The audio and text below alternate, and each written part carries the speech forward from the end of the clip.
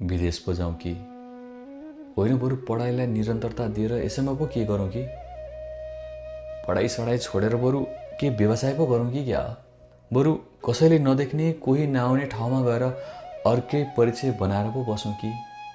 जब जिम्मेवारीहरू बढ्दै जान्छन् एक्कासी, पढाइ गर्दै गरेको मान्छेलाई जब जिम्मेवारी बोध हुँदै गर्छ नि, तब हाँस्दै गरेको मान्छेलाई भित्रबाट खुसी हुन रोकिदिन्छ यी अनि यस्ता सवालहरूले।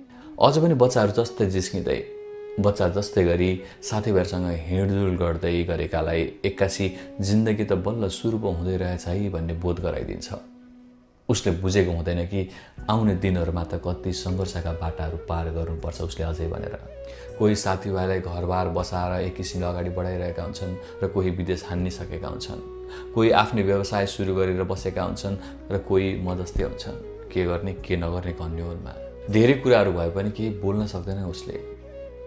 बागबजार, पुतली सडक, कुमारीपाटी, बानेश्वरका चोक चोकमा खोलेका कन्सल्टेन्सी, भित्ता भित्तामा टाँसिएका अनेक होर्डिङ बोर्डहरूले, लोकसेवा पढाउने कोचिङ इन्स्टिच्युटहरूले बाटो हिँड्दा पनि चिच्चाइ चिच्चाइ बोलाइरहेका हुन्छन् उसलाई, ए यता आऊ न भनेर। तर ऊ अन्योलमा हुन्छ, केही भन्नै सकिरहेको हुँदैन। मनले अनेक भनिरहेको हुन्छ तर उसले केही गर्न सकिरहेको हुँदैन, न त ऊ कसैलाई केही सुनाउन नसकिरहेको हुन्छ।